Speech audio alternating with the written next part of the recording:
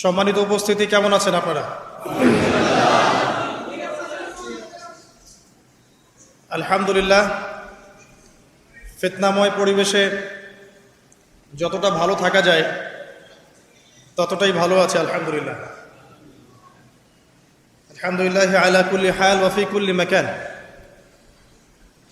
বর্তমান বিশ্ব এমন একটা জায়গায় দাঁড়িয়ে আছে যার প্রত্যেকটা ডিপার্টমেন্ট ফিতনা এবং ফাসাদ দিয়ে ভর্তি। যে কোনো টপিক চুজ করেন, পরিবার, সমাজ, ধর্ম, রাজনীতি, অর্থনীতি, এমন কোনো সেক্টর নাই যেটা এখন ফিতনা এবং ফাসাদ মুক্ত। প্রত্যেকটা সেক্টরই ফিতনা এবং ফাসাদ। ফাসাদ ধর্মের মধ্যেও আছে, ফাসাদ আজকে পরিবারগুলোর মধ্যেও আছে, ফাসাদ এখনকার সমাজগুলোতে আছে, অর্থনীতির মধ্যে আছে এবং পলিটিক্সেও আছে। যেমনটা ফেরেশতারা বলেছিলেন আল্লাহ রাব্বুল আলামিনকে যে আতাজআলু ফিহা মান ইউফসিদু ফিহা ওয়া ইয়াসফিকুদ দিমা, হে আল্লাহ, আপনি কি এমন কাউকে পৃথিবীতে পাঠাতে চাচ্ছেন যে পৃথিবীতে গিয়ে ফিতনা এবং ফাসাদ সৃষ্টি করবে অথবা রক্তপাত ঘটাবে? কার ব্যাপারে কথা বলা হয়েছে? আদম সন্তানের ব্যাপারে। আল্লাহ পাক যখন ফেরেশতাদেরকে ডেকে বললেন, ওয়াইয ক্বালা রাব্বুকা লিল মালায়েকা, যখন ফেরেশতাদেরকে তোমার রব বললেন ইন্নী জাঈলুন ফিল আরদি খলিফা, আমি পৃথিবীতে আমার খলিফা পাঠাতে চাই, তখন ফেরেশতাদের উত্তর ছিল এমন, আতাজআলু ফিহা মান ইউফসিদু ফিহা ওয়া ইয়াসফিকুদ দিমা, হে আল্লাহ, আপনি কি এমন কাউকে পৃথিবীতে পাঠাবেন যে পৃথিবীতে গিয়ে ফিতনা এবং ফাসাদ সৃষ্টি করবে এবং রক্তপাত ঘটাবে? ওয়া নাহনু নুসাব্বিহু বিহামদিক ওয়া নুকদ্দিসু লাক, অথচ আমরা ফেরেশতারাই তো আপনার হামদ, সানা, স্তুতি এগুলো বর্ণনা করছি এবং আপনার পবিত্রতার জয়গান গাচ্ছি। তো আল্লাহ পাক এখানে বলছিলেন যে ইন্নী আ'লামু মা লা তা'লামুন, আমি যা জানি তোমরা তা জানো না। তো এখন বিশ্বের দিকে তাকালে আমরা দেখতে পারি ফেরেশতাদের কথা মাশাআল্লাহ ফলে গেছে। আপনি ধর্মের দিকে তাকিয়ে দেখেন, দেখবেন ধর্মের মধ্যে অনেক বিভক্তি সৃষ্টি হয়েছে। আল্লাহ পাকই হচ্ছেন প্রত্যেক আদম সন্তানের একমাত্র রব, তিনি ছাড়া আর কোনো রব নাই। আছে? তারপরেও ধর্মীয় কনসেপ্টে আমরা বিভিন্ন মতবাদে বিভক্ত হয়ে গেছে এবং প্রত্যেক ধর্মগ্রন্থ যদি পড়েন, একটু টুকটাক পড়েন, আপনি দেখবেন প্রত্যেকটা ধর্মগ্রন্থেই বলা হচ্ছে যে আল্লাহ একজন, আল্লাহ একজন। যে কোনো ধর্মগ্রন্থ হাতে নেন, দেখবেন আল্লাহ একজন। শুধু তাই নয়, বড় বড় রিলিজিয়নগুলোর রিলিজিয়াস স্ক্রিপচার্স যেগুলো আছে, ধর্মগ্রন্থ যেগুলো আছে, সেখানে মুহাম্মদ সাল্লাল্লাহু আলাইহি ওয়াসাল্লাম যে শেষ নবী সেটাও বলে দেওয়া আছে। তাহলে এর পরেও এত শততা বিভক্ত কেন আমরা? কারণ আমাদের মধ্যে দুটো স্বভাব ঢুকে গেছে। ইবলিসের স্বভাব, সেটা হচ্ছে আবা ওয়াস্তাকবার, আমরা অস্বীকার করছি এবং অহংকার প্রদর্শন করছি, সত্যকে প্রত্যাখ্যান করছি। আবার মুসলিমদের মধ্যে তাকিয়ে দেখবেন এখানেও হাজারটা দলাদলি আছে, মানুষ হাজারটা দলে বিভক্ত, এক এক দলের এক এক কনসেপ্ট। যদিও আল্লাহ এক, কোরআন এক, নবী এক, তারপরেও বুঝের পার্থক্য। এক একজন, কেউ হয়েছে মুরজিয়া, কেউ হয়ে গেছে জাবারিয়া, কেউ হয়েছে কাদারিয়া, কেউ হয়ে গেছে শিয়া, কেউ হয়ে গেছে খারেজি, কেউ মুতাজিলা। বিভিন্ন মানুষ বিভিন্ন দলে বিভক্ত হয়ে গেছে মুসলিমদের মধ্যেই। মুসলিমদের মধ্যে কেউ বলছে যে কালিমা লা ইলাহা ইল্লাল্লাহ পড়লেই যথেষ্ট, আমলের প্রয়োজন নাই, এদেরকে বলে মুরজিয়া। মুসলিমদের মধ্যে কিছু মানুষ বলছে কবিরা গুনাহ করলেই তাকে হত্যা করা যাবে। এরা হচ্ছে এই জেনারেশনের, এই যুগের খাওয়ারেজ, মানে যারা মনে করে কবিরা গুনাহ করলেই মানুষ কাফের হয়ে যায়, তাকে হত্যা করা জায়েজ। এদেরকে পুঁজি করেই ইসলামের নামে সন্ত্রাসবাদী কর্মকাণ্ড ছড়ানো হয়েছে, এই কনসেপ্টের মানুষদেরকে পুঁজি করে। মুসলিমদের মধ্যেই কিছু মানুষ বলছে তাকদির বলতে কিছু নাই, মানুষ নিজেই তার ভাগ্যের নিয়ন্ত্রণ। এদেরকে বলা হয় কাদারিয়া। মুসলিমদের মধ্যে কিছু মানুষ বলছে যে ভাগ্যে যা আছে শুধু তাই হবে, আমার কর্মের কোনো স্বাধীনতা নাই। অদৃষ্টবাদী, এদেরকে বলা হয় জাবারিয়া। মুসলিমদের মধ্যে কিছু মানুষ আলী রাদিয়াল্লাহু আনহুকে নিয়ে বাড়াবাড়ি করছে এবং বড় বড় সাহাবীদেরকে গালি দিচ্ছে। রাফেজি আছে, মুতাজিলা, এরা কেমন? অতি যুক্তিবাদী, যুক্তি দিয়ে যেটা বুঝে আসবে কোরআন সুন্নাহ সেটুকুই গ্রহণ করবে, এর বাইরে যাবে না। মুতাজিলা, এর বাইরে আল্লাহ রাব্বুল আলামিনের শুকরিয়া যে আল্লাহ পাক আহলে সুন্নাহ ওয়াল জামাআহ এই আকীদাটা সমাজে প্রতিষ্ঠিত রেখেছেন, যারা কোরআন এবং সুন্নাহর বাইরে যায় না এবং কোরআন এবং সুন্নাহর সেই বুঝ এবং ব্যাখ্যাটা গ্রহণ করে যেটা আল্লাহর নবী এবং সাহাবীদের পক্ষ থেকে এসেছে। এটা হচ্ছে আহলে সুন্নাহ ওয়াল জামাআহ। এই কথাটা নবী সাল্লাল্লাহু আলাইহি ওয়াসাল্লাম বলেছেন হাদিসে যে মুসলিম উম্মাহ ৭৩টা দলে ভাগ হয়ে যাবে, যার একটা দল মাত্র জান্নাতি, বাকি সবাই জাহান্নামী। এই গেল ধর্মীয় দলাদলির কথা। নৈতিকতার অবক্ষয় দেখেন মুসলিমদের মধ্যেই, দেখেন ম্যাক্সিমাম এখন কিন্তু সুদখোর। হ্যাঁ, তারপরে ঘুষ খাচ্ছি দিব্যি, দুর্নীতি করছি, কোনো সমস্যা নাই। ইভেন অনেক সময় জনগণের টাকা লুটপাট করে খাচ্ছি, কোনো প্রবলেম নাই। রাষ্ট্রীয় সম্পদকে নিজের গনিমত মনে করছি। আমি গতকাল রাতেও এই হাদিসটা আবার পড়েছিলাম। কিয়ামতের আলামতগুলোর মধ্যে এটা অন্যতম একটা, যে রাষ্ট্রীয় সম্পদকে মানুষ নিজের সম্পদ মনে করে খাওয়া শুরু করবে। মানুষ দান সদকা এবং জাকাতটাকে নিজের উপর বার্ডেন মনে করবে। এটা কি বোঝা? জাকাতের বোঝা। এখানে 10টা-12টা কথা আছে। মানুষ খামর মানে মদ, মাআজিফ মানে বাদ্যযন্ত্র, তারপরে জুয়া, তারপরে জিনা, এগুলোকে মানুষ হালাল মনে করবে, হালাল মনে করে নিবে, মদপান করবে, নাম অন্য দিবে। আমানতদার ব্যক্তি হয়ে যাবে খেয়ানতকারী, আর প্রত্যেক খেয়ানতকার ব্যক্তিকে মানুষ মনে করবে আমানতদার।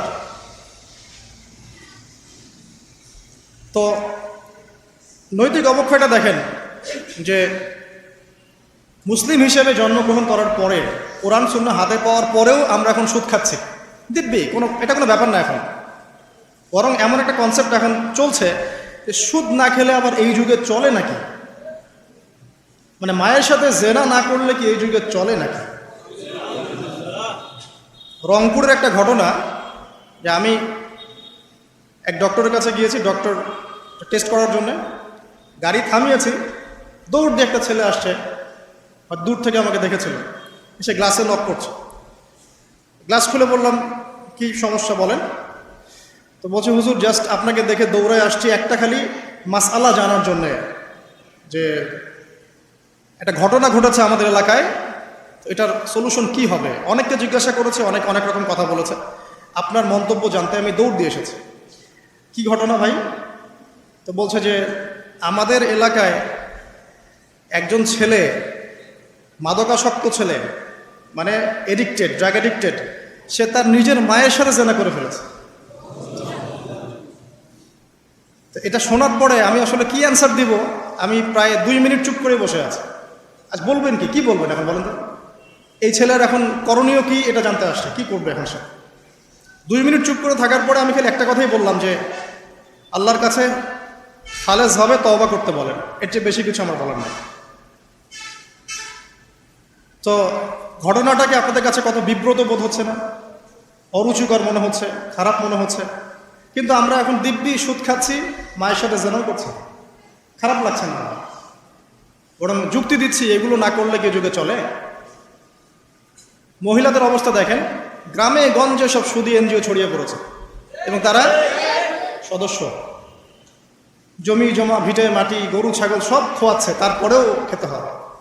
কারণ ওই যে আতাজআলু ফিহা মা ইউফসিদু ফিহা ওয়া ইয়াসফিকুদ দিমা, আপনি কি এমন কাউকে পাঠাবেন যে পৃথিবীতে গিয়ে ফাসাদ সৃষ্টি করবে? এটা হচ্ছে ইকোনমিক ফাসাদ, অর্থনৈতিক ফাসাদ। দেখেন মুসলিম পরিবারে জন্মগ্রহণ করেও ম্যাক্সিমাম মানুষই নামাজ পড়ে না। ম্যাক্সিমাম কতজন মানুষ 5 ওয়াক্ত নামাজ পড়ে, এটা এখন জরিপ করার ব্যাপার। দেখবেন মেজরিটি সংখ্যক কোরআনটাকে বিশুদ্ধ করে তেলাওয়াতও করতে জানে না। কথাগুলো রূপকথা মনে হচ্ছে, বাস্তব বাস্তব জীবনে নেমে এসে দেখেন। ওই যে বলি না আমরা, তাওহিদি জনতা মাঠে আছে, তাওহিদি জনতা মসজিদেই নাই। কি বুঝলেন? কোন মাঠে আছেন? তারপরে মুসলিম পরিবারে জন্মগ্রহণ করে দেখবেন পর্দা যে একটা ফরজিয়াত, এই কনসেপ্টই নেই। বরং এখন চেতনা এমন যে গায়ের জামা কাপড় ছিঁড়ে খুলে ফেলতে পারলে বাঁচি, মানে এখন এই যুগ চলছে। একটু আমি দেখাচ্ছি যে কীভাবে এই জায়গায় আসছে। দেখেন, একটা সময় ছিল যে মানুষ সিগারেট খেত, স্মোক করতো। আমরা ওই জেনারেশনটা দেখেছি, স্মোক করতো চুপ চুপ চুপ করে, ওই চায়ের দোকানের কর্নারে, এই বাথরুমে ঢুকে, ওই মাঠের ওই কর্নারে গিয়ে, কেউ যেন দেখে না ফেলে। তারপরে কয়েক বছর পর পরিস্থিতি একটু পরিবর্তন হলো, ওপেন স্মোকিং, সবাই, ভাইয়ের সাথেও স্মোকিং, বন্ধুর সাথেও স্মোকিং, পরে বাবার সাথেও দেখা যায় ছেলে স্মোকিং। এই একটা যুগ আসলো দেখেন। তারপরে আস্তে আস্তে নতুন নতুন মদ আসতে লাগলো, গাঁজা, হেরোইন, প্যাথেডিন, হ্যাঁ, হুইস্কি ইত্যাদি ইত্যাদি, পেন্সিডিল, ইয়াবা। এখন ইয়াবার যুগ, আরও আপগ্রেডেড কোনো মদ আসছে। এখন সিগারেট টিকেট কোনো বিষয় না, এগুলো তো ফ্যাশন। যদি কেউ ইয়াবা খায় তাহলে বলা হচ্ছে হ্যাঁ এ মাদক সেবী। আর বাই দ্য ওয়ে, আমাদের দেশে কিন্তু নিবন্ধিত 190টা বারও আছে, হ্যাঁ, এবং দেশি 204টা ব্র্যান্ড চলছে, আর বিদেশি 38টা ব্র্যান্ড চলছে। পারমিট পেয়েছে 85,070 জন। এবং এই মাদক সংশ্লিষ্ট এনজিও আছে প্রায় 76। 21 বছর হলে যদি কেউ পারমিটধারী হয় সে মদ খেতে পারে, কোনো সমস্যা নেই, এটা নাগরিক অধিকার আপনার। আবার আশ্চর্যের ব্যাপার এটাও যে এগুলো খুলে উন্মুক্ত করার পরেও আবার মাদক নিরাময় কেন্দ্রও আছে 7টা। মানে ওভাবে খাবেন, এডিক্টেড হয়ে যখন জীবনটা নষ্ট হবে, এই 7টা নিরাময় কেন্দ্রে এসে আপনি চিকিৎসা নেবেন। এগুলো ডিপার্টমেন্ট আছে, সদর দপ্তর আছে, সব গোয়েন্দা সংস্থাও আছে। এবং মাদকদ্রব্য নিয়ন্ত্রণ অধিদপ্তরও আছে। তো এটা একটা সার্কাস, মানে এই ওয়ার্ল্ডটা হচ্ছে একটা সার্কাসের যুগ। এই বিশ্বে যা হচ্ছে না, খালি চোখ দিয়ে যা দেখছেন, এর বেশিরভাগই সার্কাস। যেটা বলছিলাম, এখন ইয়াবার যুগ চলছে না। একটা সময় ছিল যখন ছেলে মেয়ে যদি অ্যাফেয়ার করতো লুকিয়ে লুকিয়ে, চিঠি দিয়ে, কেউ যেন না জানে, তাই না? ঠিক, তার মানে এগুলো পার করে আসছে তারা। তো লুকিয়ে লুকিয়ে ছিল, কেউ যেন দেখে না ফেলে। কফি শপে বসলেও খুব সাবধানে, রিক্সায় বসলে কেউ যেন না দেখে। তারপর একটা যুগ আসলো যে জানলে কোনো সমস্যা নেই, বাসায় ওপেন, আমার গার্লফ্রেন্ড, ও আমার গার্লফ্রেন্ড, ও আমার বয়ফ্রেন্ড, আমরা বিয়ে করব, আমরা প্রতিশ্রুতি দিয়েছি একে অপরকে, ও নো প্রবলেম। তারপর একটা যুগ আসলো যে যেহেতু প্রেম করছি, বিয়েই তো করতে যাচ্ছি, তো সেক্স করলে সমস্যা কোথায়? তখন আবার সেক্সুয়াল অ্যাক্টিভিটি শুরু হলো।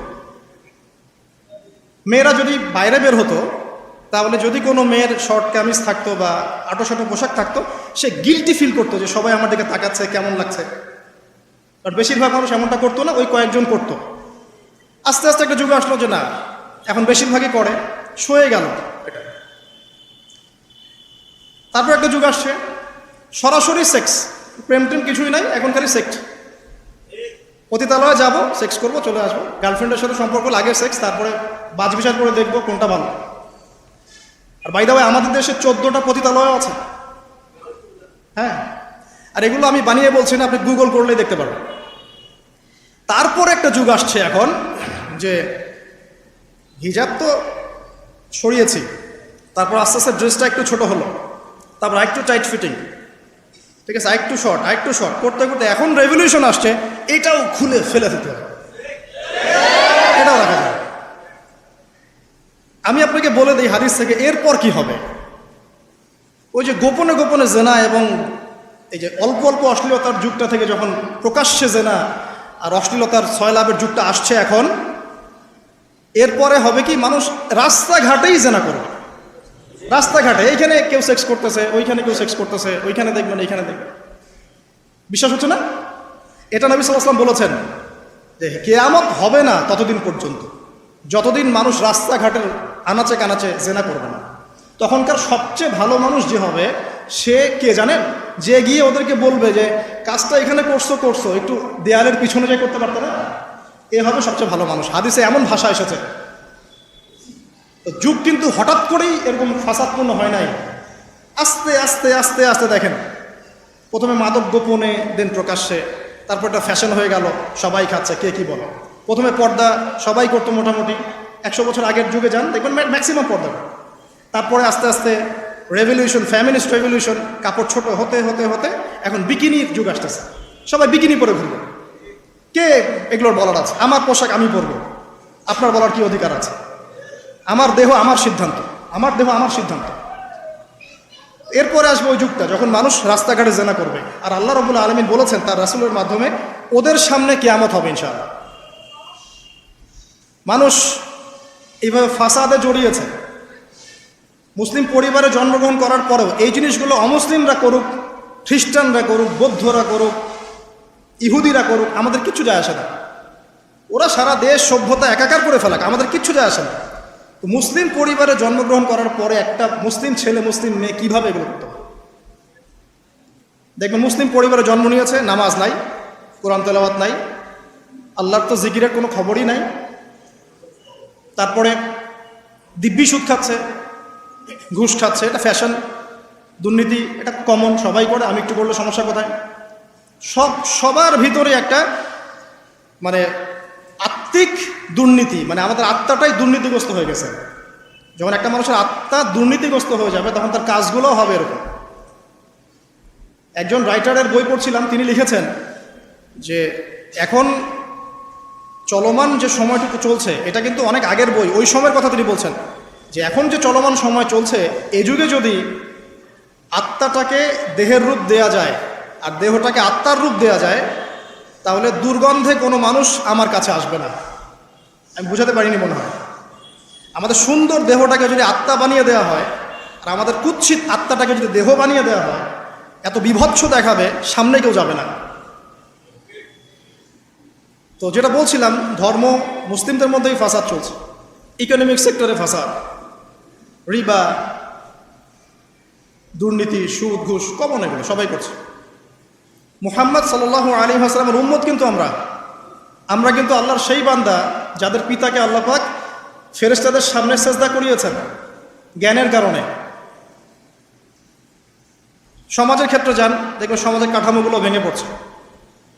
প্রতিবেশী কে থাকে সেটাও মানুষ এখন জানে না, যে আমার পাশের বাসা আছেটা কে। একজন আরেকজনের উপকার করা, কাউকে ছাড় দেয়া দিন দিন কমে যাচ্ছে। দেখবেন কারো উপকার করা এটাকে মানুষ বিরক্তি মনে করছে এখন। রাস্তাঘাটে চলবেন, কেউ ছাড় দিতে রাজি নয়, যে আপনার আগে যেতে পারবে সে সফল, ভাবখানা, কেউ ছাড় দিতে রাজি নয়। রাস্তার নিচু থেকে উঁচু শ্রেণী পর্যন্ত কেউ অন্যের স্বার্থে নিজের স্বার্থ বিসর্জন দিব, ছাড় দিব, এটা চিন্তা করা যাচ্ছে না। সমাজের কাঠামো কিন্তু ভেঙে গেছে।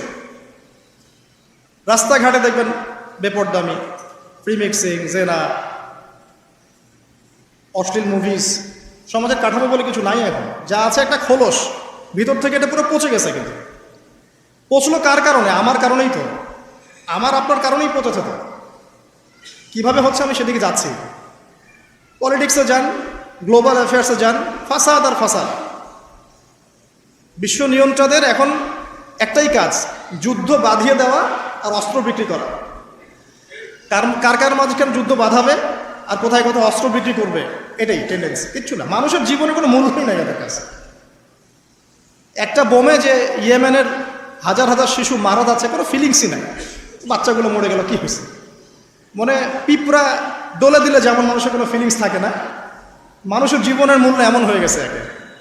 নবী সাল্লাল্লাহু আলাইহি ওয়াসাল্লাম এটা বলেছিলেন যে শেষ জামানে হারাজ বেড়ে যাবে। হারাজ মানে হত্যা। কাতেল যে হত্যাকারী সে জানবে না লিমা কাতালা, কি জন্য সে হত্যা করলো। মাকতুল সে জানবে না যে লিমা কুতিল, কি জন্য তাকে হত্যা করা হলো। আর নিয়ন্ত্রণ শক্তি যারা সমস্ত বিশ্বটাকে ওদের দাসত্বের মধ্যে আনতে চায়। আর এই দাসত্বের পথে একমাত্র বাধা হচ্ছে মুসলিমরা, বাকিরা তো আর বাধা না। এই কারণে মুসলিম সমাজের মধ্যে এগুলো বেশি বেশি ছড়িয়ে দেওয়া হয়েছে, পর্ন, জিনা, মাদক, এটা সেটা, যাতে করে মুসলিমদের আধ্যাত্মিক যে শক্তিটা এটা না থাকে। যখন আপনার কাছে আধ্যাত্মিক কোনো শক্তি থাকবে না তখন আপনি পরাজিত। তো সুদ ছড়িয়ে দিচ্ছে সারা ওয়ার্ল্ডে। সুদ কি আর বাংলাদেশ থেকে এসেছে? সুদ পশ্চিম থেকে আসছে। পর্নোগ্রাফি কি বাংলাদেশ থেকে আসছে? পশ্চিম থেকে আসছে। পৃথিবীর প্রথম পর্ন যে মুভি, এটা তৈরি করেছে ব্রিটেন, আমেরিকা। 7 মিনিটের ক্লিপস, ক্যালিফোর্নিয়া শ্যুট করা হয়েছে, এবং তারপর আস্তে আস্তে সারা ওয়ার্ল্ডে ছড়িয়ে দেওয়া হয়। সারা বিশ্বে এই পর্নের বিজনেস হয় $97 বিলিয়ন প্রতি বছর, যার মধ্যে $12 বিলিয়ন প্রফিট করে আমেরিকা। খোলামেলা কথাগুলো, এটা ইন্ডাস্ট্রি একটা। এটা দিয়ে মুসলিম যুবকদের নৈতিক চরিত্রটাকে শেষ করে ফেলা হচ্ছে। আমাকে খুব ভালো মনে হচ্ছে, আপনাকে খুব ভালো মনে হচ্ছে, অমুক হুজুরকে খুব ভালো মনে হচ্ছে, চোখে এসব পড়ে নাই এমন একটা মানুষ খুঁজে পাওয়া যাবে না এই যুগে। এটা আমার বক্তব্য। ইল্লা মাশাআল্লাহ, ইল্লা মাশাআল্লাহ, যদি এমন কেউ থেকে থাকেন যে এইসব মানে কি বলবো, ইন্টারনেট সেকশনের সাথে কোনো সম্পর্কই নাই, তার ব্যাপারটা হয়তো ভিন্ন। বাকি সবার চোখে এগুলো পড়ছে এবং এটা কমন। এবং এগুলো কিন্তু দিন দিন গ্রামে বাড়ছে বেশি। কারণ কি, শহরের মানুষ এগুলো দেখতে একটু অভ্যস্ত যে মেয়েরা এমনিই হাঁটে, অমনেই হাঁটে, এরকমই ড্রেস পরে। আর গ্রামে তো এইসব কম ছিল। যখন গ্রামে এই পর্ন চলে গেছে, তখন গ্রামের যুবককে আর কে ঠেকায়। এখন সে প্রতিদিন দেখা যাচ্ছে গ্রামে গঞ্জে ধর্ষণ বাড়ছে। মেয়ে ওর কাছে একটা ভোগের বস্তু, ওষুধ তো আর দমন করতে পারছে না, আক্রমণ। আর এসবের যেহেতু ইসলামিক কোনো বিচার হচ্ছে না, ইসলামিক লস কেমন, যে একজন চুরি করেছে, জুমার দিন নামাজ হবে, নামাজের পরে সমস্ত এলাকার লোকজন দাঁড়িয়ে থাকবে, সমস্ত এলাকার লোকজনের সামনে তার হাতটা কেটে ফেলে দেওয়া। এলাকার সব লোক দেখবে চুরি করলে এই শাস্তি হয়, ভয় আর চুরি করতে যাবে। কেউ কাউকে অন্যায়ভাবে হত্যা করেছে, তারও কেসাস করতে হবে, এবং সেটা সবাই জানবে যে ও হত্যা করেছে, এ তাকে কেসাস করেছে। কেউ কারো চোখ উপড়ে ফেলেছে, ওরও চোখ। কেউ কারো হাত ভেঙে ফেলেছে, ওরও হাত। হাতের বদলে হাত, চোখের বদলে চোখ, কানের বদলে কান, কেসাস। ধর্ষণ করেছে, জনসমক্ষে সবার সামনে নিয়ে এসে দেনান কোর্ট বসে সাক্ষী প্রমাণ নিয়ে মৃত্যুদণ্ড। সবাই দেখবে যে মৃত্যুদণ্ড। প্রয়োজনে এই যে প্রজেক্টর লাগিয়ে দেখা যায়, এই যে এই কাজ করেছে, এই শাস্তি। রাস্তাঘাটে ইফটিজিং হচ্ছে, মোবাইল কোর্ট থাকবে, ইফটিজিং হচ্ছে, রিপোর্ট প্রমাণ ধরা হবে, সাথে সাথে বিচার। এরকম একটা মাস করলে পরে দেখবেন অপরাধের মাত্রা বাড়ে না কমে। আল্লাহর কসম করে বলছি, এটা ইনশাআল্লাহ 80% কমে যাবে ইনশাআল্লাহ। কিন্তু এটা করলে কি হবে জানেন? ওই যে পশ্চিমে বসে আছে বিশ্ব নিয়ন্ত্রণ সংস্থা, ওরা বলবে যে এই স্টেটের দিকে নজর রাখ, এরা মৌলবাদী হয়ে যাচ্ছে, এরা সন্ত্রাসী হচ্ছে, মানবাধিকার লঙ্ঘন করছে, ইত্যাদি ইত্যাদি। অর্থাৎ তুমি মিয়া সারা বিশ্বের মধ্যে লাখ লাখ মানুষকে বোম মেরে হত্যা করে দাও, তোমার মানবাধিকার লঙ্ঘন হয় না? সবখানেই ফাঁসা।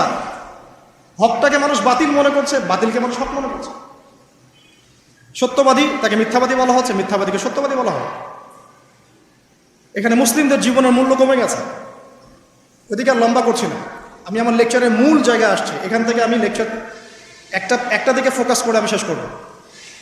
সেটা হলো, এই সমস্ত প্রবলেমসগুলো আমাদের পক্ষে সলভ করা সম্ভব না। এখন সলভ করার মতো ক্ষমতা আমাদের নাই, অনেক ক্ষেত্রে আমাদের সেই জ্ঞানও নাই, এগুলো নিয়ে ভাবার সময়ও নাই। কিন্তু একটা জায়গায় আমরা ফোকাস করতে পারি, একটা জায়গায়। আজকের লেকচারের এইটা সবচেয়ে মূল জায়গা।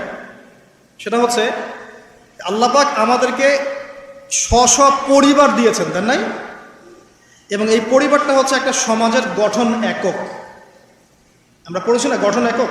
একটা জিনিস, একটা কোষ, তার মধ্যে গঠন একক আছে না, অণু পরমাণু আছে না। সমাজ হচ্ছে, সমাজের অণু বা পরমাণু হচ্ছে পরিবার। একটা সমাজে যদি 100টা পরিবার থাকে, তার মধ্যে যদি 90টা পরিবার সৎ হয়, আল্লাহওয়ালা হয়, ইসলামিক অনুশাসন মেনে চলে সত্যিকার অর্থেই, ইনশাল্লাহ ওই সমাজটা কিন্তু দেখবেন 8-10টা সমাজের চেয়ে ভালো থাকবে ইনশাল্লাহ। আর একটা সমাজে মনে করেন 100টা পরিবার আছে, 90টাই ইসলামের বিরোধী শক্তি, ইসলামের এগেনস্টে চলে, ইসলামের কোনো পরোয়া নাই, আল্লাহ পাকের হুকুম আহকামের 5 পয়সা পরোয়া নাই। ওই সমাজের অবস্থা নিঃসন্দেহে দুনিয়াতেও ধ্বংস হবে, আখিরাতেও ধ্বংস হবে। আর এই সমাজগুলোকে নিয়েই তো একটা রাষ্ট্র হয় নাকি? আর এইভাবে রাষ্ট্র নিয়েই তো বিশ্ব। তাহলে ক্ষুদ্রতম যে জায়গাটা, সেটা কি? পরিবার। এই জায়গায় আল্লাহ পাক আপনাকে কর্তৃত্ব দিয়েছেন। এখানে কিন্তু আপনার উপর লাঠি কেউ ঘোরাচ্ছে না। আপনি অ্যাজ এ বাবা, আপনি পরিবারের কর্তা, অ্যাজ এ স্বামী আপনি পরিবারের কর্তা, ভাই আপনি পরিবারের কর্তা। আমাদের প্রথম স্টার্টিংটা এই ফ্যামিলি থেকে করা উচিত। তো আল্লাহ পাক এই বিষয়ে কি বলছেন আমি একটা বলে সামনে যাই। আল্লাহ পাক সূরা তাহরিমের মধ্যে 6 নম্বর আয়াতে বলেছেন যে ইয়া আইয়ুহাল্লাযীনা আমানু, হে মুমিনগণ, আমাদেরকে আল্লাহ পাক বলছেন হে মুমিনগণ, কু আনফুসাকুম ওয়া আহলিকুম নার, তুমি নিজে জাহান্নামের আগুন থেকে বাঁচো। আগে নিজের চটকায় তুমি তেল দাও, নিজে জাহান্নামের আগুন থেকে বাঁচো। ওয়া আহলিকুম নার, তোমার যে পরিবারবর্গ আছে এদেরকে জাহান্নাম থেকে বাঁচাও। এই বাঁচানোটা কেমন দেখেন, আপনাদের বাসায় ছোট ছোট বাচ্চা কাচ্চা আছে না? আছে তো। একটা বাচ্চা যদি আগুন ধরতে যায়, ধরেন ও বোঝে না যে আগুন কেমন হবে, ছোট বাচ্চা কয়লা ধরতে যাচ্ছে, হ্যাঁ আগুন হাত দিতে যাচ্ছে, তো আপনি কি করবেন? আপনি তাকে সেভ করার চেষ্টা করবেন। সে যদি বলে না আমাকে ছেড়ে দাও আমি ধরবই, আপনি প্রয়োজনে একটা থাপ্পড় দিয়ে হলে সরাবেন এখানে, তাই না? এটা হচ্ছে বাঁচানো। আপনি আপনার শিশুটাকে এই যে হাতে আগুন নেওয়া থেকে বাঁচালেন। আল্লাহ পাক এটা বলছেন নিজে বাঁচো, পরিবারবর্গকেও বাঁচাও। পরিবারবর্গ যদি শুনতে না চায়, না আমি জেনা করব না, আমি গান শুনবো না, আমি মদ খাবই, হ্যাঁ না আমি এইটা করবো ওইটা করবো, যদি আপনি বুঝে থাকেন যে আপনার কথাটা হক, শাসন করে হলেও তো তাকে বারণ করতে হবে। এখানে আল্লাহ পাকের নসিহত হচ্ছে তোমরা নিজেরা জাহান্নামের আগুন থেকে বাঁচো, পরিবারবর্গকে বাঁচাও। কোন জাহান্নাম থেকে বাঁচবে? আলাইহা মালাইকাতুন গিলাজুন শিদাদ, যেই জাহান্নামে কঠিন কঠিন মনের ফেরেশতারা আছে, পাষাণ মনের ফেরেশতা। আল্লাহ পাক তাদের মনের মধ্যে কোনো দয়া মায়া দেন নাই। আমাদের মনে দয়া মায়া আছে না? এই দয়া মায়াও আল্লাহ পাক তাদেরকে দেন নাই। শুধু আযাব দেওয়ার মতো শক্তি সামর্থ্য এবং কঠিন একটা মন দিয়েছেন। অন্য সূরায় আছে তাদের সংখ্যা 19 জন। কতজন? 19 জন, মানে তারা দায়িত্বশীল। বাকি আর যে কত হাজার লক্ষ কোটি আছে আল্লাহ ভালো জানেন। আলাইহা তিসআতা আশার, আল্লাহ পাক বলেছেন। তো আলাইহা মালাইকাতুন গিলাজুন শিদাদ লা ইয়াসুনাল্লাহা মা আমারাহুম ওয়া ইয়াফআলুনা মা ইউমারুন। আল্লাহ পাক ওই ফেরেশতাদেরকে যে আদেশ করেন সেই আদেশ পালনে তারা বিন্দু মাত্র গাফেলতি করে না। এই সব ফেরেশতা থেকে যারা জাহান্নামের প্রহরী, এই জাহান্নাম থেকে তুমি নিজে বাঁচো, তোমার পরিবারকে বাঁচো। এই জায়গায় আসে। এখন তোমরা যারা এখনো ফ্যামিলি শুরু করো নাই, যুবকদেরকে বলছি, তাদের জন্য এই অংশটুকু বেশি বেনিফিশিয়াল হবে ইনশাআল্লাহ। আর তোমাদের জন্য পথ চলাটা তুলনামূলক সহজ তাদের চাইতে যারা অলরেডি ফ্যামিলি ঢুকে গেছেন এবং বিপদেও পড়ে গেছে, বা বড় হয়ে গেছেন, দীর্ঘ সময় পর্যন্ত আপনার ইসলামের এগেনস্টে চলেছেন বা আল্লাহর হুকুম আহকামের তোয়াক্কা করেন নাই, তাদের জন্য এটা অনেক কঠিন। কিন্তু যারা এখনও ফ্যামিলি স্টার্ট করো নাই বা কেবল স্টার্ট করেছো বা করতে যাচ্ছ, তোমাদের জন্য এই অংশটুকু বেশি ইম্পর্টেন্ট। আল্লাহ পাক এখানে একটা মূলনীতি দিয়ে দিলেন, নিজে বাঁচতে হবে, পরিবারবর্গকে বাঁচাতে হবে। আর আমি আগেই বললাম পরিবার বাঁচলে সমাজ বাঁচবে, সমাজ বাঁচলে রাষ্ট্র বাঁচবে। আসেন প্রথমে আমরা দেখি যে কোরআন কি বলছে। খুব অল্প করে বলি কারণ লম্বা সময় নেওয়ার সুযোগ নাই। কোরআন কি বলছে একটু লাইভলি থাকেন। আদম এবং হাওয়া আলাইহিম আসসালাম, মনে আছে? তাদের দুইজনকে আল্লাহ পাক পৃথিবীতে নামিয়ে দিয়েছেন না? যে ভুলটা তারা করেছেন সেই ভুলের ফল তারা দুইজনের সমানভাবে শেয়ার করে নিচ্ছেন না? বুঝতে পারছেন? আল্লাহর সীমা লঙ্ঘন করার পরে তাদেরকে যে আল্লাহ পাক নামিয়ে দিলেন পৃথিবীতে, এখন এই যে লম্বা সময় তাদেরকে পৃথিবীতে থাকতে হবে, পৃথিবীর এইসব ভোগান্তি পোহাতে হবে, হ্যাঁ জান্নাতের সেই নাজ নেয়ামত থাকছে না, এই যে কষ্টের পথ চলা, এই পথ চলাতে কি স্বামী স্ত্রী একসাথে না? এভাবে যদি পরিবারের স্বামী এবং স্ত্রীরা তাদের জীবনের উদ্দেশ্যটা ফিক্স করতে পারে এবং সমস্ত বাধা বিপত্তিকে হাসি মুখে একসাথে ডিঙাতে পারে, পরিবারে শান্তি আছে। যদি না পারে তাহলে বুঝবেন যে সে আদর্শ স্বামী ছিল না অথবা সে আদর্শ স্ত্রী ছিল না। এখান থেকে শিক্ষা হচ্ছে দুইজনের জীবনের উদ্দেশ্য একই রকম হতে হবে, দুইজনের লাইফের মিশন সেম হতে হবে, তখন আপনি পরিবারে শান্তি পাবেন ইনশাআল্লাহ। যদি না হয় তাহলে আপনি বিয়ের মধ্যে ভুল করেছেন। অতএব এই জায়গায় নসিহতটা প্রথম নেন। তারপরে চলে আসেন নূহ আলাইহিস সালাম, মনে আছে না? তার একজন ছেলে ছিল, সে কি মুমিন ছিল? করেন নাই? সে কিন্তু মুমিন ছিল না, সে অস্বীকারী ছিল। তার নূহ আলাইহিস সালামের স্ত্রী, সে কি মুসলিম ছিল? চিন্তা করতে পারেন, একজন নবীর স্ত্রী মুসলিম নন, একজন নবীর ছেলে তিনি আল্লাহর আদেশের পরোয়া করছেন না। আল্লাহ বলছেন লাইসা মিন আহলিক, এই ছেলে তোমার পরিবারের কেউ না। নূহ আলাইহিস সালাম বলছেন হে আল্লাহ সে আমার পরিবারের একজন, তাকে ক্ষমা করে দাও। আল্লাহ বলছেন লাইসা মিন আহলিক, সে তোমার পরিবারের কেউ না। নবী পরিবারের সদস্য হওয়া সত্ত্বেও লূত আলাইহিস সালামের স্ত্রী সে কি জান্নাতি না জাহান্নামী? তাহলে এখানে বোঝেন যে নবী পরিবার হলেও যদি ব্যক্তিগত পর্যায়ে মানুষের মধ্যে ঈমান ইসলাম না থাকে, তাহলে এইসব বংশের পরিচয়, রক্ত, বর্ণ, জাতীয়তাবাদ, ভাষা, এগুলো মানুষকে আল্লাহর আযাব থেকে বাঁচাতে পারবে না। নবীর পরিবারের সদস্য হওয়া সত্ত্বেও তারা জাহান্নামে আছে। শ্রোতা হারিম পড়ে। তাহলে আমাদের কাজ কি? নিজের চটকাটা তেল দেওয়া গল্প। আমি কত বড় আলেমের ছেলে, আমি কত বড় দায়ীর স্ত্রী, আমি কত বড় মানে মুফাসসির মুহাদ্দিসের সন্তান, ভাই, এসবের কোনো মূল্য নাই। নিজে আমি ভালো কিনা, নিজে প্রকৃত মুসলিম মুমিন কিনা, এটার মূল্য আছে। এই কারণেই হয়তো আমাদের নবী সাল্লাল্লাহু আলাইহি ওয়াসাল্লাম তার মেয়ে ফাতিমা রাদিয়াল্লাহু আনহাকে বলছেন, হে ফাতিমা, হে আমার কলিজার টুকরা মেয়ে, হে আমার কলিজার টুকরা মেয়ে, তুমি শোনো, পৃথিবীতে আমার কাছে যা চাওয়ার তুমি চেয়ে নাও, পরকালে আমি তোমার কোনো হেল্প করতে পারছি না।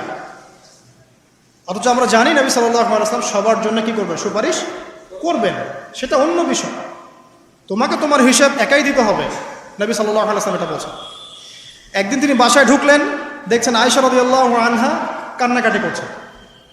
আয়েশা, আর বলে রাখি, আয়েশা রাদিয়াল্লাহু আনহা সম্পর্কে আমাদের নবীজি বলেছেন, তাকে প্রশ্ন করা হচ্ছে আপনি পৃথিবীতে সবচেয়ে বেশি কাকে ভালোবাসেন? তিনি বলছেন আয়েশাকে। তারপরে কাকে ভালোবাসেন? আবু বকর। তারপর কাকে ভালোবাসেন? ওমর। কথা বুঝতে পারছেন?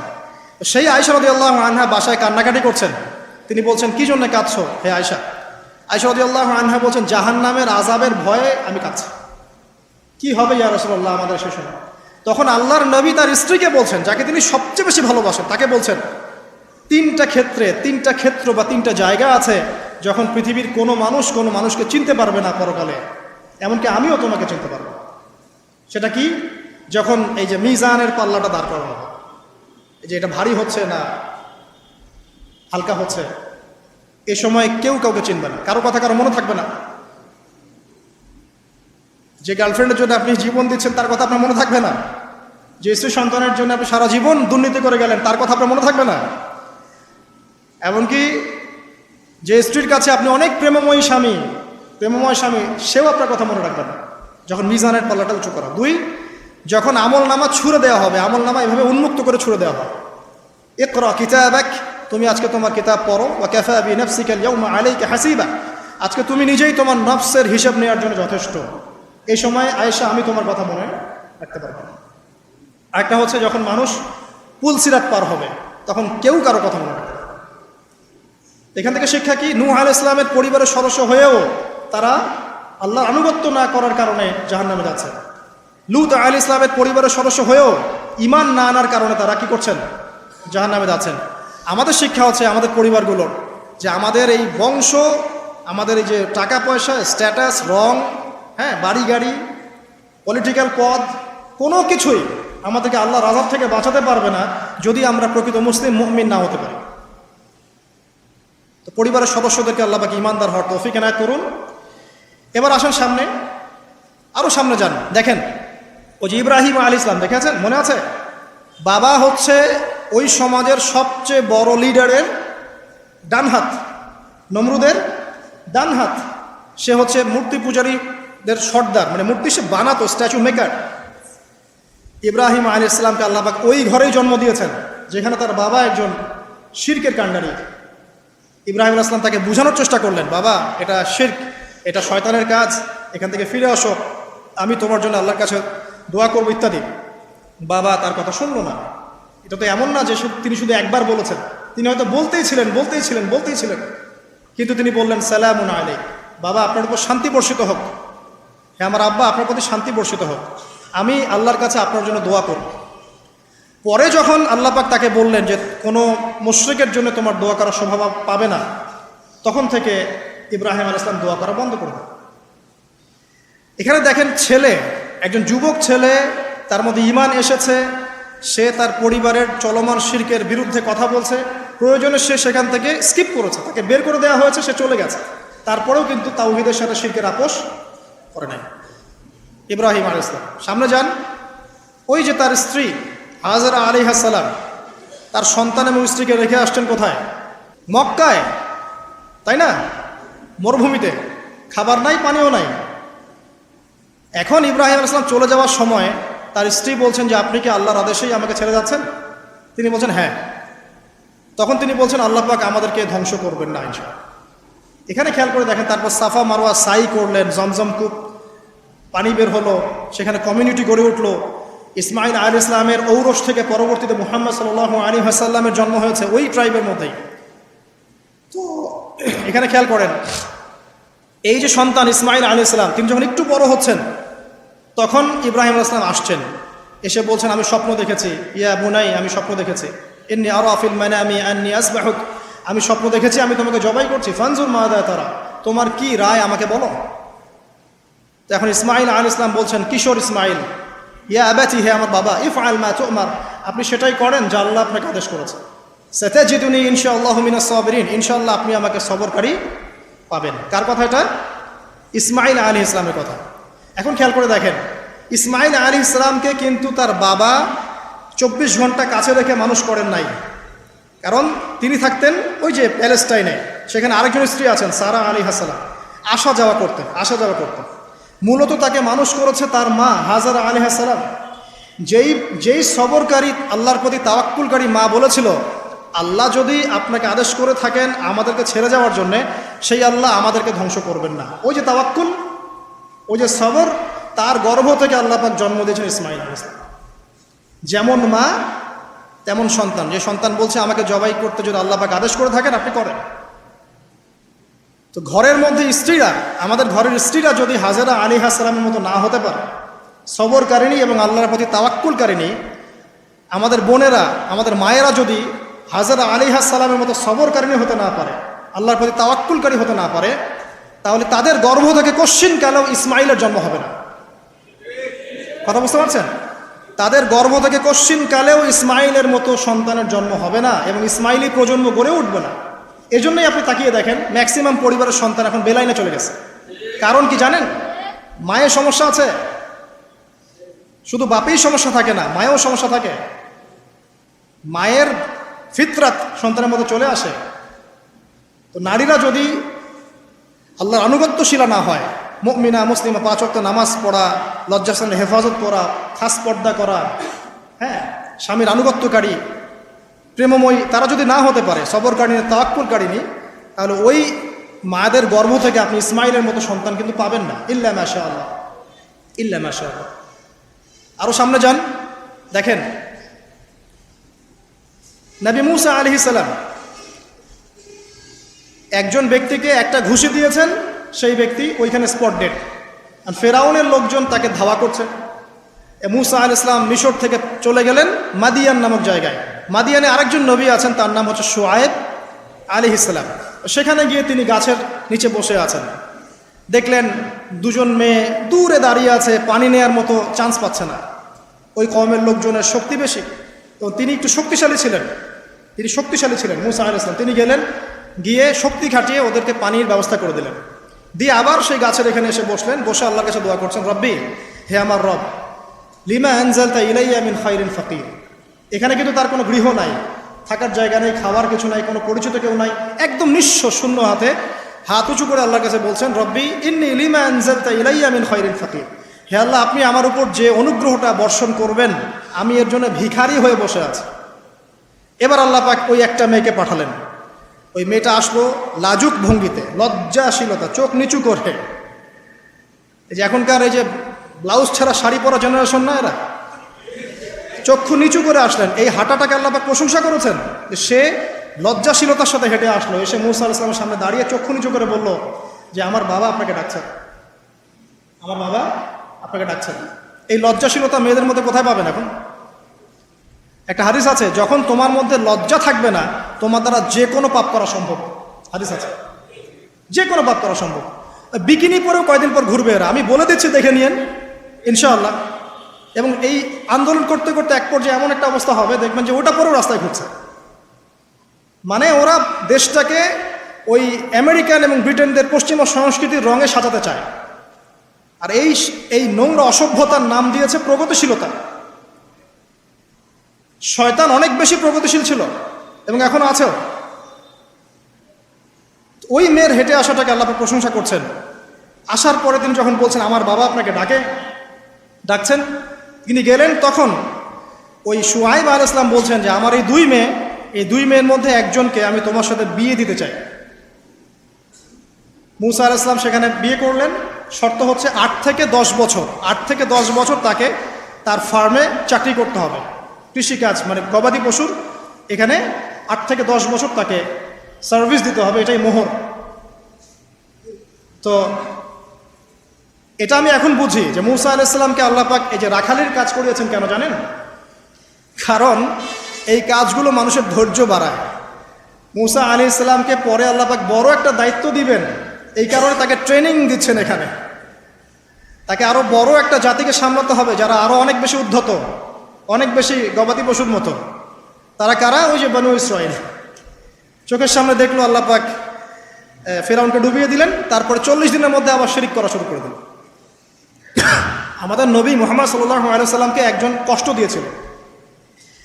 তো কষ্টটা এত ডাইরেক্ট দিয়েছে, এসে বলেছে আপনি ইনসাফ করেন, হে মুহাম্মদ সাল্লাল্লাহু আলাইহি ওয়াসাল্লাম, আপনি ইনসাফ করেন, আপনি ইনসাফ করছেন না। তো সাহাবীদের চোখ মুখ লাল হয়ে গেল যে এত বড় কথা নবীকে বলে। তখন নবী সাল্লাল্লাহু আলাইহি ওয়াসাল্লাম বলছেন দাঁড়াও, আমার ভাই মুসাকে তার কওম আরো অনেক বেশি কষ্ট দিয়েছে। মানে মুসা আলাইহিস সালামের কষ্টের কথা চিন্তা করে আমাদের নবী সান্ত্বনা নিচ্ছেন, যেটা তো কিছুই না। মুসা আলাইহিস সালামকে তার কওম আরো অনেক বেশি কষ্ট দিয়েছে। তো এই কওমকে সঠিক পথে চালানোর জন্য আল্লাহ পাক 8 বছর তাকে রাখালি করিয়েছেন। আপনারা জানেন কিনা জানি না যে বেশিরভাগ নবী কিন্তু কৃষিকাজ করেছেন, এটা জানেন? তো যারা কৃষিকাজ করছেন আপনারা এখানে নিজেকে হীনমন্যতায় ভোগার, ছোট মনে করার কোনো সুযোগ নাই। আপনি একটা নোবেল প্রফেশনের মধ্যে আছেন, খাঁটি প্রফেশনের মধ্যে আছেন, ঠিক আছে? তো দেখেন, এবার মুসা আলাইহিস সালাম একজন ভালো গার্ডিয়ান পেলেন, তার নাম শুআয়ব আলাইহিস সালাম। সেখানে বাড়ি পেলেন, সেখানকার জামাই, তিনি চাকরি করছেন, মানে তার সব কিছুই অনুকূলে। ওই যে দোয়া কিন্তু কবুল হয়ে গেল। সতী পুত পবিত্র একটা মেয়ে আল্লাহ পাক তাকে দিয়ে দিলেন। কারণ মুসা আলাইহিস সালাম ছিলেন অনেস্ট, মুসা আলাইহিস সালাম ছিলেন একটা সৎ ব্যক্তি, অনেস্ট, যিনি কখনো অশ্লীল কোনো পথে পা বাড়ান নাই। ঠিক তেমন একজন মেয়েকে আল্লাহ পাক তার জীবন সঙ্গিনী করে দিলেন। তাই আমাদের শিক্ষা হচ্ছে, আমরা যদি নিজেদেরকে পবিত্র রাখতে পারি, তোমাদেরকে বলছি, ইনশাআল্লাহ তুমি তোমার জীবনে পুত পবিত্র নেককার স্ত্রী পাবে। কিন্তু তোমরা যদি এখনকার এইসব প্রলোভনে পড়ে জেনা, মদ, পর্ন, হাবিজাবি সব কিছুর মধ্যে ঢুকে যাও, মাদক ইত্যাদির মধ্যে, পুত পবিত্র নারী আসবে না। দেখবা যে এমন নারী তোমার জীবনে আসছে যে নিজেও পবিত্র না। আর কিফা অনকে রম, আল্লাহ পাক ব্যালেন্স করেন সবসময়, ইল্লা মাশাআল্লাহ। শুধু তাই নয়, শুআয়ব আলাইহিস সালামের মতো একজন গার্ডিয়ান তিনি পেলেন, যিনি তাকে দিনের পথে হেল্প করলেন। পরবর্তীতে মুসা আলাইহিস সালাম নবী হলেন। এখান থেকে একটা প্রমাণ আছে, দলিল, সেটা হলো বাড়ির গার্ডিয়ান যদি দিনদার হয়, শুআয়ব আলাইহিস সালামের মতো সাপোর্টিং হয়, পরিবারবর্গকে দিনের জন্য সাপোর্ট করছে, সেই পরিবারের মধ্যে শান্তি আসবে ইনশাআল্লাহ। এবং সেই পরিবারের যুবকরা সৌভাগ্যবান, যুবতীরাও সৌভাগ্যবান, সেই পরিবারের সন্তান সন্ততিরা সৌভাগ্যবান। তাই পরিবারের গার্ডিয়ান যারা আছেন, আজকের খুতবা শুনছেন, আপনারা সাপোর্টিভ হন, পরিবারকে দিনের ক্ষেত্রে সাপোর্ট দেন, একটা ভালো প্যারেন্টিং করেন, মানে সন্তানদেরকে সুন্দর প্যারেন্টিংসের মধ্যে নিয়ে আসেন। আসুন সামনে যাই, এবার একটু কনক্লুশনের দিকে যাচ্ছে, আসেন। তো কোরআনের পরতে এরকম দলিল আছে। আরও দেখবেন, ইয়াকুব আলাইহিস সালাম মৃত্যুবরণ করছেন, সন্তানদেরকে ডেকে বলছেন যে আমার পরে তোমরা কার ইবাদত করবে। মানে তিনি কনসিয়াস যে আমার পরে বাচ্চা কাচ্চারা আবার যেন বিভ্রান্ত হয়ে না যায়, তোমরা কার ইবাদত করবে ডেকে বলছেন। আর আমরা ওই সময় ডেকে বলতাম যে আমার ব্যাংকেরে 10 কোটি টাকা আছে, 1 কোটি ওকে দিস, আর 1 কোটি ওকে দিস, হ্যাঁ আমার জমি জমা এগুলা আছে, ওকে এটা দিস, ওকে এটা দিস। উনি ডেকে বলছেন তোমরা আমার পর কার ইবাদত করবে। সন্তানরা বলছে আমরা এক আল্লাহর ইবাদত করব, যার ইবাদত আপনি করেছেন, আপনার পিতাও করেছেন। সচেতন গার্ডিয়ান। সামনে যান, আপনি দেখবেন ইউসুফ আলাইহিস সালাম, যিনি যে জেলখানায় বন্দী হলেন, পরে মিশরের খাদ্যমন্ত্রীর দায়িত্ব পেলেন, তার বাবা ইয়াকুব আলাইহিস সালাম কাঁদতে কাঁদতে চোখ অন্ধ হয়ে গেল। দেখেন, যখন ইউসুফ আলাইহিস সালাম তার ভাইদেরকে বললেন এই যে রুমালটা, এই রুমালটা নিয়ে যাও আমার বাবার চোখের উপরে দিবে, ইনশাল্লাহ সে দৃষ্টিশক্তি ফিরে পাবে। এটা পড়েন নাই মনে হয়, সূরা ইউসুফের মধ্যে আছে। এই রুমালটা যখন আমার বাবার চোখের উপর দিবে তখন সে তার দৃষ্টিশক্তি ফিরে পাবে। তখন ওই রুমালটা যখন তারা বহন করে নিয়ে আসছেন, অন্ধ ইয়াকুব আলাইহিস সালাম তিনি বলছেন যে আমি দূর থেকেই ইউসুফের গন্ধ পাচ্ছি। সূরা ইউসুফ আর জোলাইখার প্রেম কাহিনী নয়। সূরা ইউসুফ হচ্ছে তার পিতা ইয়াকুব আলাইহিস সালাম এবং এই যে তার ছেলে ইউসুফ আলাইহিস সালাম তাদের মধ্যে ভালোবাসার কাহিনী। এটা ভালো করে পড়েন, ভালো করে বুঝবেন। এখানে পিতার সন্তানের ভালোবাসাকে বোঝানো হয়েছে। এত ভালোবাসেন তিনি সন্তানকে। এখান থেকে শিক্ষা কি? শিক্ষা হচ্ছে পিতাদেরকে সন্তানদেরকে ভালোবাসতে হবে, আদর করতে হবে, কাছে থেকে বোঝাতে হবে। সবসময় শাসনের লাঠি ঘোরানো যাবে না। সন্তান যদি হোঁচট খায় তার হাতটা ধরতে হবে, ধরে বলবে বাবা কি হয়েছে, আমি তো তোমার সাথে আছি। মা কি হয়েছে, হতাশ কেন হচ্ছে, আমি তোমার সাথে আছি। একটা রেজাল্ট খারাপ হচ্ছে তো কি হয়েছে, আমি তোমার সাথে আছি।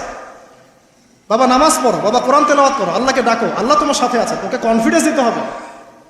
যখন পিছন থেকে সন্তানরা কনফিডেন্স পাবে, এই সন্তানরা বড় হয়ে আত্মবিশ্বাসী হবে। আর পিছন থেকে যখন আপনি তাকে সবসময় শাসন করতে থাকবেন, জুলুম করতে থাকবেন, এ বড় হয়ে আপনাকে বৃদ্ধাশ্রমে পাঠাবে না তো কোথায় পাঠাবে? সন্তানকে ভালোবাসতে হবে। এটা বলে রাখি, এখানে দেশে আবার 30টা বৃদ্ধাশ্রমও আছে। ইসলামে বৃদ্ধাশ্রমের কোনো জায়গা নাই। আর এখন আমি চলমান একটা পত্রিকা রিপোর্ট দেখলাম গুগলে, নাম করা পত্রিকা, নাম বলছি না। তারা বলছে এখন বৃদ্ধাশ্রম সময়ের দাবি। বৃদ্ধাশ্রম এখন সময়ের দাবি, নাউজুবিল্লাহ। আর ইসলাম বলছে সবচেয়ে সেরা অধিকার দিবে মাকে, তারপরে মাকে, তারপরে মাকে, তারপর বাবাকে। মায়ের পায়ের নিচে জান্নাত, বাবার সন্তুষ্টিতে আল্লাহর সন্তুষ্টি, এগুলো ইসলাম বলছে। আর এখনকার সভ্যতা আমাদেরকে বলছে যে বৃদ্ধাশ্রম এখন সময়ের দাবি। ইউসুফ আলাইহিস সালামকে যেভাবে ভালোবাসতেন তার বাবা, সন্তানকে ভালোবাসুন। আমাদের নবী মুহাম্মদ সাল্লাল্লাহু আলাইহি সাল্লাম মানুষকে যত ভালোবাসতেন, এর কারণ কি জানেন? ছোটবেলা থেকেই তাকে খুব ভালোবাসা দিয়ে মানুষ করা হয়েছে। তার মা তাকে ভালোবাসতেন, তার দুধ মা তাকে ভালোবাসতেন। তার দাদা আব্দুল মুত্তালিব তাকে সাথে করে নিয়ে ঘুরতেন, কাবার সামনে বসাতেন, বসিয়ে বলতেন তার নাম হচ্ছে মুহাম্মদ, প্রশংসিত। এই নামটা তখন আরবে কেউ রাখতো না। আমার এই নাতি, আমার এই ছেলের ছেলে ইনশাআল্লাহ এ বড় হয়ে নেতা হবে, এই কথা বলতেন। তাকে আত্মবিশ্বাস দিতেন। এমনকি তার দাদার ইন্তেকালের পর তার চাচা আবু তালেব মুসলিম না হয়েও সুদীর্ঘ সময় পর্যন্ত ভাতিজাকে সাপোর্ট দিয়েছেন। এই সাপোর্ট দেয়, কনফিডেন্স, এগুলো খুব ইম্পর্টেন্ট। এগুলোর ঘাটতি যখন হবে তখন এই যুব সমাজ পরিবারের সদস্যরা ফেড আপ হয়ে যাবে, মানসিক কষ্টে ভুগবে, মাদকের কাছে যাবে, অন্য একটা মেয়ের কাছে যাবে, পণে যাবে, আপনার মিউজিক্যাল ইনস্ট্রুমেন্টের কাছে যাবে। ঠিক আছে, আমরা শেষ করছি। এখান থেকে একটা শিক্ষা হচ্ছে যে আমাদের পরিবারের সদস্যদেরকে ভালোবাসা এবং তাদের প্রতি কনফিডেন্স দেয়া, তাদেরকে আল্লাহর পথে চলতে সাহায্য করা। ইনশাল্লাহ দেখবেন যে তারা আপনাকে সম্মান করবে, আপনাকে একজন বন্ধু মনে করবে, যে না আমার পাশে কেউ আছে, আমি একা নই, এমনটা ফিল করব। এটা খুব ইম্পর্টেন্ট। শেষ করার আগে এই যে কোরআনিক কিছু আমি জাস্ট এক্সাম্পল দিলাম, বিচ্ছিন্ন এক্সাম্পল যে কোরআনে এইভাবে আসছে। এছাড়া লোকমান আলাইহিস সালামের ঘটনায় আপনি পাবেন সূরা লোকমানের মধ্যে সন্তানকে ডেকে কত নসিহত করছেন। বাবা শিরিক করো না, সৎ কাজে আদেশ করো, অসৎ কাজে নিষেধ করো, পিতামাতার খেদমত করো। আর আমরা বাচ্চাদেরকে কি শেখাই? জমি জমা, বাড়ি গাড়ি, দাঁড়াতে হবে, চাকরি করতে হবে, এটা সেটা। আগে সন্তানকে শেখাচ্ছে বাবা আল্লাহকে চিনো, আল্লাহ বলে একজন আছে, তাকে চিনো আগে, তার সাথে কাউকে শরিক করো না। শিরকের শিক্ষা কোথায় এখন পরিবারের মতো? তো কোরআনে এরকম অসংখ্য দলিল আছে। শেষ করার আগে আমি যেটা বলতে চাই যে আমাদেরকে কিছু কিছু বিষয় যদি আমরা এখনও যদি মেনে চলি, এই ভঙ্গুর সমাজ ব্যবস্থায়ও আদর্শ পরিবার ধরে রাখা ইনশাআল্লাহ সম্ভব। আমি সব কথা আজকে বলতে পারলাম না, ইনশাআল্লাহ আরেকদিন কথা হবে অন্য কোনো লেকচারে।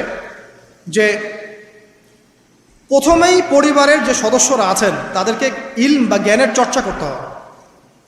2, পরিবারের তাওহীদ প্রতিষ্ঠা করতে হবে, নবী সাল্লাল্লাহু আলাইহি ওয়াসাল্লামের সুন্নত প্রতিষ্ঠা করতে হবে। এই দায়িত্বটা পরিবারের কর্তাদের, স্বামী না থাকলে স্ত্রী, মা, ভাই, পিতা, তাদের সবার দায়িত্ব এটা। পরিবারে তাওহীদ প্রতিষ্ঠা করা, সুন্নত প্রতিষ্ঠা করা। পরিবারে নামাজ থাকতে হবে, নামাজ 5 ওয়াক্ত নামাজ নাই পরিবার আদর্শ হবে না। পরিবারের সদস্যদেরকে দান সৎকার দিকে উৎসাহিত করতে হবে। যত দান করবে সম্পদ বাড়বে, যত দান করবে সম্পদ বাড়বে। দান কমিয়ে দিলে সম্পদ কমে আসবে। পরিবারের সদস্যদেরকে নৈতিকতা শিক্ষা দিতে হবে, মূল্যবোধ শেখাতে হবে, কালচার হিসেবে গড়ে তুলতে হবে। যারা সামাজিক, তারা সবার পাশে দাঁড়াতে চায়, সমাজ কল্যাণমূলক কাজগুলোকে উৎসাহিত করতে হবে। পরিবারের সদস্যদেরকে বুস্ট আপ করতে হবে, পিছন থেকে তাদেরকে আত্মবিশ্বাস দিতে হবে যে আমরা আছি তোমার সাথে, তুমি তোমার প্রতিভা অনুযায়ী সামনে যাও। যার যেখানে প্রতিভা সেখানে তাকে আত্মবিশ্বাস দিতে হবে। হ্যাঁ, তুমি লিখতে পারো, ভালো লিখো বাবা, তোমাকে টাকা পয়সার ফিকির করতে হবে না, তোমাকে জব ক্যারিয়ারের চিন্তা করতে হবে না, তোমাকে আল্লাহ পাক লিখার ক্ষমতা দিয়েছেন, লিখো, আল্লাহ ওখানেই রিজিক দেবেন ইনশাআল্লাহ। তুমি বলো, তোমাকে বলার ক্ষমতা আল্লাহ পাক দিয়েছেন, তুমি ভালো করে বলো। তুমি বিজ্ঞান ভালো পারো, বিজ্ঞান নিয়ে গবেষণা করো। তুমি ভালো খেলো, ভালো করে খেলো। মানে আপনাকে ওর প্রতিভা অনুযায়ী আপনাকে বুস্ট আপ করতে হবে, ইসলামিক রুলস মেনেই। বাসায় পর্দার বিধান চালু করতে হবে যাদের মধ্যে নাই, এবং এটাকে শক্ত করে ধরতে হবে। এটা হেলায় ফেলায় ছেড়ে দেওয়া যাবে না। বাসার মধ্যে অপসংস্কৃতি যেগুলো আছে, বাইরের কালচার যেগুলো ঢোকে, এগুলো রাস্তা বন্ধ করতে হবে। ইন্টারনেট সেকশনগুলোকে লিমিটেড করতে হবে, এবং যা দেখবেন সবাই একসাথে দেখবেন ড্রয়িং রুমে বসে। স্মার্টফোন এত অ্যাভেলেবেল করে দিবেন না। এমনও কান্ট্রি আছে 18 বছর না হলে কেউ ফোন ইউজ করতে পারে না, আর আমাদের জন্মের পর থেকেই ফোন। বাচ্চার ওই ফোনটা দেওয়া মানে তার মস্তিষ্ক ড্যামারেজ শেষ। দেখেন আপনি ফোনের কারণে যে কত পাপ করতেছে আল্লাহ। এবং ফোনকে আমরা এখন আর কন্ট্রোল করছি না, ফোনই আমাদেরকে কন্ট্রোল করছে। এইগুলো বন্ধ করতে হবে। বাসার সদস্যদের খাওয়া দাওয়ার দিকে ফোকাস করতে হবে, তারা কি খাচ্ছে, কেমন খাবার খাচ্ছে, ফ্রেশ ফুডের ব্যবস্থা করতে হবে। কালচার্ড কথা বলতে হবে, সুন্দর করে কথা বলতে হবে তাদের সাথে। ঝগড়াঝাটি এগুলো দেখে যখন তারা অভ্যস্ত হয়ে যাবে, তখন তো নৈতিকতার অবক্ষয় ঘটবেই। আরও কিছু বিষয় আছে, যেমন পরিবারে হৃদ্যতা ভালোবাসা পিতামাতার মধ্যে আছে কিনা, স্বামী স্ত্রীর মধ্যে আছে কিনা, এই বিষয়টা যেন ছোটদেরকে ইফেক্ট না করে খেয়াল রাখতে হবে।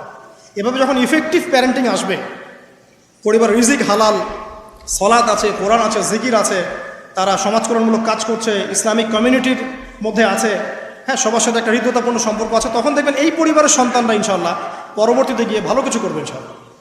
এই পরিবারের মেয়েরা ইনশাল্লাহ শালীন হবে, এবং তারা যখন অন্য কোনো ঘরে যাবে ওই পরিবারও ঠিক থাকবে ইনশাল্লাহ। তো দিনের জ্ঞান, আমল, হালাল রিজিক, সুন্দর প্যারেন্টিংস, এগুলোর মধ্য দিয়ে আমরা আদর্শ পরিবার গড়তে পারবো ইনশাআল্লাহ আযজা ওয়া জাল। আল্লাহ পাক আমাদের সবাইকে তৌফিক এনায়েত করুন। আমি লেকচারটা এখানে শেষ করছি। তো শেষ করার আগে আমি জাস্ট একটা বই সাজেস্ট করবো আপনাদেরকে। আমার হাতে একটা বই আছে, ইনশাআল্লাহ পরবর্তীতে কোনো এক জুমায় বা কোনো একটা সেমিনারে ইনশাআল্লাহ শুধুমাত্র এই বইটার উপরে আমি আলাদা একটা স্বতন্ত্র লেকচার বা সেমিনারের আয়োজন করবো ইনশাআল্লাহ। বইটার নাম হচ্ছে প্যারেন্টিং, জাস্ট সন্তান প্রতিপালন।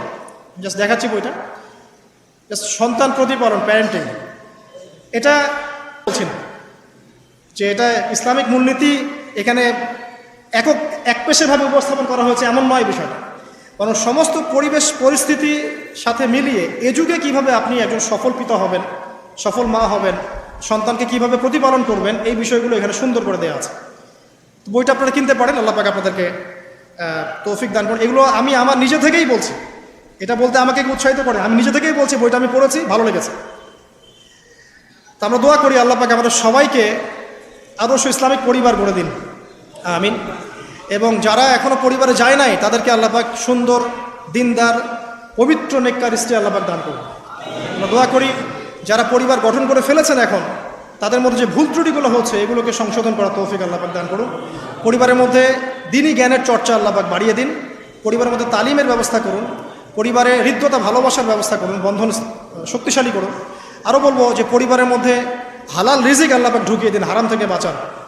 পরিবারে কোরআনের একটা চর্চা যেন প্রবাহমান থাকে, আল্লাহ পাক সেই তৌফিক সবাইকে দান করুন। আল্লাহ পাক আমাদের আপোষে যে ইখতিলাফগুলো, ভুল বোঝাবুঝিগুলো, এগুলো থেকে আল্লাহ রাব্বুল আলামিন আমাদের এই পরিবারগুলোকে হেফাজত করুন। যখন পরিবার সুন্দর হবে ইনশাআল্লাহ তাআলা সমাজটা ভালো হবে। সমাজ যদি ভালো হয় ইনশাআল্লাহ তখন সত্যিকারের একটা সোনার বাংলা আমরা পাবো ইনশাআল্লাহ। আল্লাহ পাক আমরা সবাইকে চলমান যাবতীয় ফিতনা থেকে হেফাজত করে কোরআন এবং সুন্নাহর অনুসারী বানিয়ে দিন, আল্লাহুম্মা আমিন। আজকে সময় সংক্ষিপ্ততার কারণে আমি লম্বা করতে পারছি না, আমি এখানেই আলোচনা শেষ করছি। আকুলু কাউলি হাযা আস্তাগফিরুল্লাহ লি ওয়া লাকুম ওয়া লিসাইরিল মুসলিমিন। বারাকাল্লাহু লানা ওয়া লাকুম বিল আয়াতিল হাকীম। ইন্নাহু তাআলা জাওয়াদুন কারীমুর রাউফুর রহিম।